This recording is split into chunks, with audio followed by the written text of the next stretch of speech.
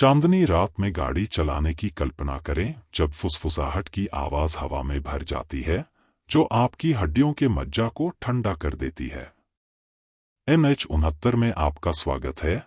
राजमार्ग का एक साधारण सा विस्तार जो भारत के मध्य से होकर गुजरता है, फिर भी यह सामान्य से कुछ भी नहीं है। चूंकि सड़क प्राचीन भूमि के चारों ओर धीरे धीरे घूमती है, यह डुडू गांव की छायादार रूपरेखा के करीब से गुजरती है, एक ऐसी जगह जहां की हवा अनकही कहानियों से भरी हुई लगती है। यात्री उस अप्राकृतिक शांति की कहानियां फुसफुसाते हैं जो अचानक उन पर छा जाती है, लेकिन नरम, भयानक फुसफुसाहट से टूट जाती है जो डामर से उभरती हुई प्रतीत होती है। चांदनी लंबे समय तक फैलती है, सताती है सड़क के उस पार परछाइयां, और यहीं पर जीवित और वर्णक्रमीय के बीच की रेखा अस्थिर रूप से धुंधली हो जाती है। स्थानीय किंवदंतियां एक रहस्यमय उपस्थिति की बात करती हैं जो इस सड़क के रहस्यों की रक्षा करती है। यह सिर्फ अलगाव या अंधेरा नहीं है जिससे यात्री डरते हैं, बल्कि भावना भी है अनदेखी आंखों से देखे जाने का। लेकिन NH-69 को वास्तव में भयानक क्या बनाता है? आइए एक वास्तविक जीवन की घटना के बारे में जानें जिसने संदेह करने वालों को भी बेचैन कर दिया। डुडू के पास इस विशेष खंड पर सड़क अपने एकांत विस्तार के लिए कुख्यात थी। अक्सर सूर्यास्त के बाद स्थानीय लोग इससे बचते थे। हालांकि राजेश ने अपने कर्तव्य और टिक टिक करते मीटर से प्रेरित होकर अपनी यात्रा जारी रखी। तभी उसने उसे देखा, एक कमजोर बूढ़ी औरत सड़क के किनारे खड़ी थी। उसके कपड़े फटे हुए थे, उसके पतले फ्रेम से चिपके हुए थे जैसे कि वे भी ठंड से डरते थे। यह दिसंबर की ठंडी रात थी जब एक स्थानीय टैक्सी चालक राजेश का सामना हुआ NH-79 पर केवल कोहरे से भी अधिक घनी धुंध के बीच गाड़ी चलाते हुए उसकी हेडलाइट्स मुश्किल से अंधेरे को काट रही थीं, जिससे सड़क के किनारे नृत्य कर रही भयानक परछाइयां दिखाई दे रही थी। रात असामान्य रूप से शांत थी, ऐसी शांति जो लगभग दम घुटने वाली महसूस होती थी। उसने गति धीमी कर दी, तनाव के कारण टैक्सी के ब्रेक धीरे धीरे बज रहे थे। बुढ़िया ने ऊपर देखा, उसकी आंखों में इतना गहरा दुख झलक रहा था कि उसे समझा नहीं जा सकता। बिना कुछ कहे उसने दरवाजा खोला और यात्री की सीट पर बैठ गई। राजेश, जो इस समय चुपचाप सवारियों का आदी था, ने बस सिर हिलाया और आगे बढ़ गया। महिला ने उसे एक पुराने मार्ग की ओर निर्देशित किया जो एक परित्यक्त मंदिर के सामने से गुजरता था। उजाड़ और भुला दिए गए इस मंदिर की ढहती दीवारों में कहानियां बुनी हुई थी, ऐसी कहानियां जो अंधेरे के बाद सबसे बहादुर आत्माओं को भी इससे दूर भागने पर मजबूर कर देती थी। राजेश को अपनी रीढ़ की हड्डी में ठंडक महसूस हुई, लेकिन उन्होंने इसे यह कहकर खारिज कर दिया कि खिड़कियों से रात की हवा रिस रही है। वे चुपचाप गाड़ी चला रहे थे, केवल टायरों के नीचे बजरी की खड़खड़ाहट की आवाज आ रही थी। अचानक राजेश ने महिला से पूछने के लिए रियरव्यू मिरर में देखा कि क्या उसे पर्याप्त गर्मी महसूस हो रही है, लेकिन पीछे की सीट खाली थी। भ्रमित और थोड़ा घबराकर उसने कार रोक दी। दरवाजा नहीं खुला था, न ही उसने कोई हलचल सुनी थी। वह बस गायब हो गई थी। राजेश ने कार के चारों ओर उत्सुकता से खोजा, उसका दिल उसकी छाती पर धड़क रहा था। मंदिर पृष्ठभूमि में दिखाई दे रहा था, उसकी अंधेरी खिड़कियां जैसे खोखली आंखें उसे देख रही थीं। लेकिन महिला का कोई पता नहीं चला। उसने अंधेरे में पुकारा, लेकिन केवल उसकी प्रतिध्वनि ही उसके पास लौट आई। राजेश ने बहुत तलाश की, लेकिन महिला हवा में गायब हो गई थी और पीछे केवल कार के अंदर घूमती ठंडी हवा रह गई थी। भटकने वाले सभी लोग खोए हुए नहीं हैं, लेकिन NH-79 पर हैं। कुछ लोग हमेशा के लिए अपने सबसे बुरे सपने के पाश में फंस गए हैं।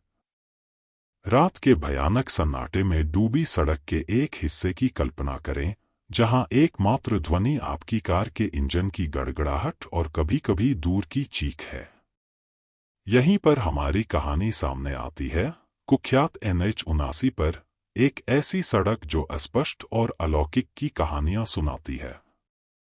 एक ठंडी रात में जयपुर के छात्रों के एक समूह ने खुद को कॉलेज की यात्रा से वापस गाड़ी चलाते हुए पाया। आगे की सड़क उनकी हेडलाइट्स की चमक से नहाई हुई थी, जो कभी न खत्म होने वाले रास्ते की तरह अंधेरे में फैली हुई थी।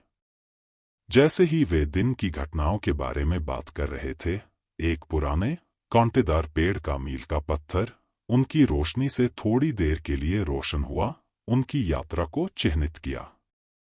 लेकिन जैसे जैसे वे आगे बढ़ते गए, उन्हें एक भयावह एहसास हुआ। इससे कोई फर्क नहीं पड़ता कि वे कितनी दूर चले गए, वही कांटेदार पेड़ उनके रास्ते में बार बार दिखाई देता था। जैसे ही उनकी स्थिति की वास्तविकता सामने आई, उनके मन में घबराहट पैदा होने लगी।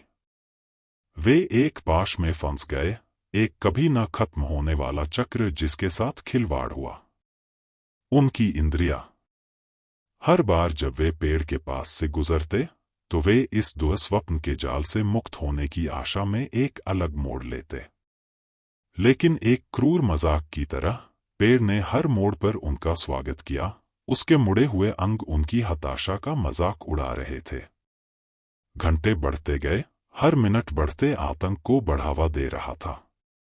उन्होंने सब कुछ करने की कोशिश की, गति बढ़ाना, धीमा करना, यहां तक कि घूमना और जिस रास्ते से वे आए थे उसी रास्ते से वापस गाड़ी चलाना। लेकिन लूप अथक था। यह ऐसा था मानो सड़क ने ही उन्हें फंसा लिया हो, एक अस्थायी जाल में बंधक बना लिया हो। जैसे ही भोर की पहली किरण ने रात को भेदना शुरू किया, कुछ अकथनीय घटित हुआ। जैसे ही यह शुरू हुआ था, अचानक लूप ने अपनी पकड़ छोड़ दी। उनके घर की यात्रा के परिचित स्थल दिखाई देने लगे और पेड़ कहीं दिखाई नहीं दे रहा था। घंटों की तरह महसूस होने के बाद लूप रहस्यमय तरीके से टूट गया, लेकिन मनोवैज्ञानिक निशान बने रहे। कभी कभी सबसे डरावनी आवाजें वे होती हैं जिनका कोई दृश्य स्रोत नहीं होता है। NH-79 के एक सुनसान हिस्से पर सवारी करने की कल्पना करें। सड़क पर चंद्रमा की भयानक छाया पड़ रही है। यहीं पर ज्ञात और अज्ञात के बीच की सीमा धुंधली हो जाती है, जहां रात भर अनदेखी की चीखें गूंजती रहती हैं। एक ठंडी शाम को अमित, एक शौकीन बाइकर और रोमांच चाहने वाले ने इस कुख्यात मार्ग का पता लगाने का फैसला किया। जैसे ही वह एक छोटे जीर्णशीर्ण पुल के पास पहुंचा, उसकी रीढ़ की हड्डी में एक अस्थिर ठंडक दौड़ गई। हवा भारी हो गई, नम धरती की गंध और कुछ अस्पष्ट रूप से गंदी हो गई। फिर यह शुरू हुआ, पहले नरम, एक बच्चे की रोने की तरह, यह रात की हवा में हताश, भेदी चीखों में बदल गया। जिज्ञासा भय के साथ मिश्रित हो गई। अमित ने अपनी बाइक रोक दी और इन ठंडी आवाजों को रिकॉर्ड करने के लिए अपना फोन निकाला। चीखें, ऐसा लग रहा था कि वह चारों ओर से घिरा हुआ है, फिर भी कोई आत्मा नजर नहीं आ रही थी। दिल तेजी से धड़क रहा था। उसने जीवन के किसी भी संकेत के लिए अंधेरे को स्कैन किया, लेकिन कोई भी नहीं मिला। इस भयानक घटना के एकमात्र गवाह सड़क पर उगने वाले प्राचीन पेड़ थे। उनकी शाखाएं हिल रही थी, मानो चेतावनी दे रहा हो। हर मिनट बीतने के साथ चीखें और अधिक तीव्र और अधिक हताश होती गईं। हालांकि अमित डरा हुआ था, फिर भी उसे इन भयानक आवाजों के स्रोत को समझने, खोजने की इच्छा महसूस हुई। लेकिन जैसे ही वह आगे बढ़ा, शोर अचानक बंद हो गया, जैसे कि जो कुछ भी चिल्ला रहा था उसे अचानक उसकी उपस्थिति का एहसास हो गया हो। घबराकर अमित जल्दी से चला गया, अपनी बाइक पर वापस आया और तेजी से आगे बढ़ गया। सड़क का सन्नाटा अब उतना ही दमनकारी था जितना कि चीखें थी। जब वह अंततः घर पहुंचा, परिचित की दीवारों के भीतर सुरक्षित, उसने रिकॉर्डिंग वापस चला दी। उसका खून ठंडा हो गया, वहां कुछ भी नहीं था। उन चीखों का कोई निशान नहीं जो रात को इतनी जीवंतता से भर गई थी, केवल रात की हवा की नरम गूंज थी। अमित के NH-79 से निकलते ही चीखें तो बंद हो गईं, लेकिन उनकी रिकॉर्डिंग में जो सन्नाटा था वह शायद और भी अधिक परेशान करने वाला था। हर साल अंधेरी रात में NH-79 पर एक भूतिया बारात निकलती है जो एक दुखद अतीत को दोहराती है। ग्रामीण इलाकों के बीचों बीच, जहां सड़क अपनी किंवदंतियों के वजन के नीचे झुकती है, वहां एक शादी की पार्टी की कहानी फुसफुसाती है, जीवंत और भरी हुई जीवन का, जो कभी अपनी मंजिल तक नहीं पहुंचा। दशकों पहले चांदनी आकाश के नीचे खुशी का एक जुलूस चिरस्थायी शोक में बदल गया। दूल्हा और दुल्हन अपने हर्षित दल के साथ इसी रास्ते पर यात्रा कर रहे थे, तभी भाग्य, जितना क्रूर है, एक विनाशकारी दुर्घटना के रूप में सामने आया। जैसा कि कहानी कहती है, इस त्रासदी के बाद से हर साल ठीक उसी तरह रात उस भयावह यात्रा की गूंज समय के माध्यम से तरंगित होती है। इसकी शुरुआत शहनाइयों की दूर से सुनाई देने वाली ध्वनि से होती है, उन पारंपरिक विवाह वाद्य यंत्रों से। उनका संगीत गेंदे की खुशबू की तरह हवा में तैरता है। हंसी और गायन सिम्फनी में शामिल हो जाते हैं, खुशी का एक मनमोहक राग जो कभी हुआ करता था। लेकिन जितनी तेजी से संगीत बढ़ता है, उतनी ही तेजी से इसमें मोड़ भी आते हैं। ढोलक की हर्षित थाप निराशा के शोर में बदल जाती है। हंसी रोने में बदल जाती है, गाना रोने में बदल जाता है। ऐसा कहा जाता है कि ये ध्वनियां इतनी सजीव, इतनी स्पष्ट हैं कि सबसे संशय में रहने वाले श्रोता भी आनंद और उसके बाद के भय को महसूस कर सकते हैं। स्थानीय ग्रामीण, बूढ़े और जवान वर्णक्रमीय आकृतियों को देखने की बात करते हैं। झिलमिलाती साड़ियों में महिलाएं, शानदार शेरवानी में पुरुष, सभी नाच रहे हैं और सड़क पर चल रहे हैं। उनके चेहरे पहले तो प्रसन्न होते हैं, फिर भय से विकृत हो जाते हैं। दुल्हन अपने लाल लहंगे में चमकती हुई एक मुस्कुराहट के साथ दिखाई देती है, जो जल्द ही एक चीख में बदल जाती है।